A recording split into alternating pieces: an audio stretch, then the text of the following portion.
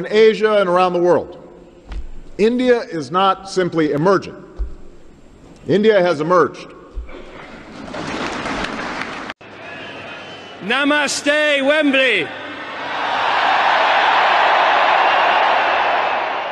And here, our third biggest jobs creator from foreign investment, it's India.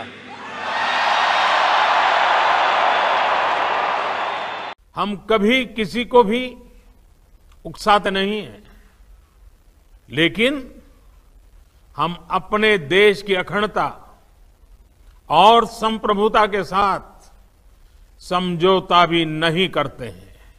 नमस्कार दोस्तों, स्वागत है आपका फिटेक्स में। आज से हम शुरू कर रहे हैं एक नई सीरीज जो है फॉरेन पॉलिसी एक्सप्रेस।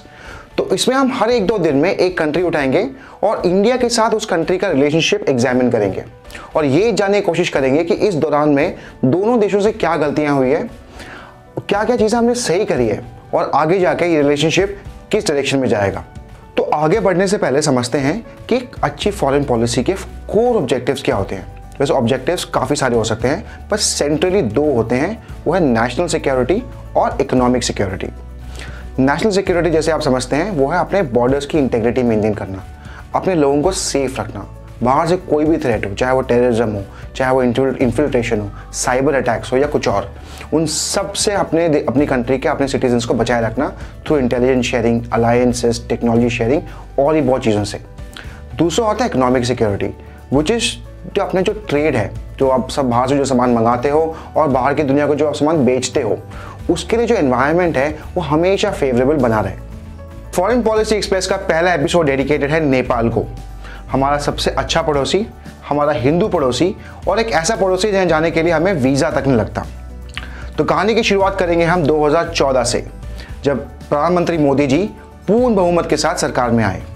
उन्होंने अपनी पहली स्वेरिंग इन सेरेमनी में सार्क नेशंस के सारे लीडर्स को बुलाया, जो एक बहुत बड़ी डेवलपमेंट की तरह देखा गया कि बॉस अब फाइनली इंडिया ने अपनी एक्ट ईस्ट पॉलिसी की तरफ काम करना शुरू कर दिया है। फिर उसी साल 2014 में प्रधानमंत्री मोदी नेपाल भी गए और नेपाल जाके विजिट में एक्चुअली काम भी काफ़ी हुआ। सिर्फ ये गीता एक्सचेंज और शॉल एक्सचेंज के अलावा काफ़ी कुछ काम हुआ, स्पेशली नेपाल के लिए। नेपाल को हमने $1 बिलियन का क्रेडिट लाइन एक्सटेंड किया और इंडिया नेपाल पावर एग्रीमेंट जो कई सालों से रुका हुआ था वो भी हमने साइन किया, जिसके थ्रू अब नेपाल को हर साल 1000 मेगावाट की पावर प्रोडक्शन की कैपेसिटी मिलती है। फिर आए अप्रैल 2015, जब नेपाल के ऊपर आया बहुत बड़ा कुदरती प्रकोप जो था अर्थक्वेक। ये अर्थक्वेक बहुत भयंकर था, पर India was the first nation जो नेपाल की मदद के लिए उतरा। हमारे ऑपरेशन मैत्री के थ्रू हमने हजारों नेपालीज की जान बचाई, एसेंशियल सप्लाईज उनको दिए जैसे कि मेडिसिन, आटा, दाल, चावल, चीनी और बहुत सारी चीजें, जिसकी वजह से इंडिया की गुडविल नेपाल में बहुत बढ़ी। फिर आया सितंबर 2015 और नेपाल ने अपना नया कॉन्स्टिट्यूशन अडॉप्ट किया। कॉन्स्टिट्यूशन ड्राफ्ट करते वक्त ही इंडिया ने काफ़ी ऑब्जेक्शंस रेज किए थे। उनको बोला था कि उनमें से कुछ क्लॉजेस ऐसे हैं जो एंटी माइनॉरिटी है नेपाल के लिए। इंडिया की जो एडवाइस थी, वहाँ के लोगों ने उसको दखल अंदाजी की तरह देखा और नेपाल ने नेशनलिस्टिक सेंटिमेंट ड्राइव करते हुए ये कॉन्स्टिट्यूशन पूरी तरह से इम्प्लीमेंट कर दिया। कॉन्स्टिट्यूशन में वाकई बहुत इश्यूज थे। उनमें से कई माइनॉरिटी ग्रुप्स को अपनी सिटीजनशिप खो देने का डर था। उनमें से एक ग्रुप था मधेसी, और मधेसी ग्रुप ने प्रोटेस्ट करते हुए इंडिया नेपाल का बॉर्डर पूरी तरह से ब्लॉक कर दिया। नेपाल में यह धारणा है कि इंडिया ने पूरी तरह से नेपाल को सपोर्ट किया, कम से कम अनऑफिशियली तो बिल्कुल किया, और इसकी कुछ रीजंस भी हैं। पहली बात, इंडिया को नेपाल और चाइना की बढ़ती हुई नज़दीकियाँ वैसी बहुत खटक रही थी। दूसरा, मधेसी ग्रुप और बीजेपी का जो वोट बैंक है वो काफ़ी इंटरकनेक्टेड है, तो इसलिए शायद बीजेपी ने अपने वोट बैंक को खुश करने के लिए मधेसियों को खुल के सपोर्ट किया। इस मौके का फ़ायदा उठाया चाइना ने और नेपाल के दूसरे बॉर्डर से चाइना ने नेपाल को सारे एसेंशियल सप्लाईज देने चालू कर दिए, जिसके वजह से नेपाल की इकॉनमी डूबते डूबते बची और वहाँ के इन्फ्लेशन भी काफ़ी हद तक कंट्रोल में आया। ये एक बहुत बड़ा लो पॉइंट था इंडिया नेपाल के रिलेशनशिप पे। 2015 के इस ब्लॉकेड क्राइसिस के बाद 2020 आते आते इंडिया ने काफ़ी डैमेज कंट्रोल कर लिया था। हमारे प्रोजेक्ट्स, जो पावर प्रोजेक्ट्स थे, वो लाइव जा चुके थे और नेपाल को करीब 1000 मेगावाट ऑफ पावर मिल रहा था। एक दो डिप्लोमेटिक विन्स भी हमने सिक्योर करी जब नेपाल ने चाइना के एक दो हाइड्रो पावर प्रोजेक्ट्स कैंसिल कर दिए। तो फिर आया लिपुलेख रोड। 2020 मई में राजनाथ सिंह ने लिपुलेख रोड को वर्चुअली इनॉग्रेट कर दिया।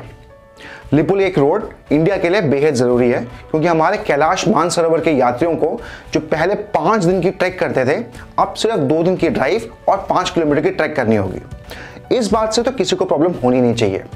प्रॉब्लम यह है कि लिपुलेख रोड गुजरती है लिपुलेख पास से, जो नेपाल बोलता है उनका एरिया है। पहली बात तो ये आर्ग्यूमेंट टोटली बेसलेस है और इसका फैक्चुअल कोई एविडेंस भी नहीं है, क्योंकि नेपाल के रूलर्स ने खुद ये एरिया ब्रिटिश के नाम कर दिया था, ये कह के कि वो इनके किसी काम की नहीं है।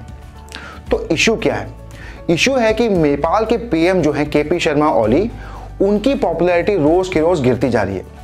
तो उनको कोई ना कोई एजेंडा चाहिए नेशनलिस्टिक सेंटिमेंट को ड्राइव करने का, ताकि उनकी कुर्सी बनी रहे। और ये बात इंडिया को पता होनी चाहिए थी और नेपाल को पूरी तरह से कॉन्फिडेंस में लेना चाहिए था और ये इश्यू उठने से पहले ही डिफ्यूज कर देना चाहिए था।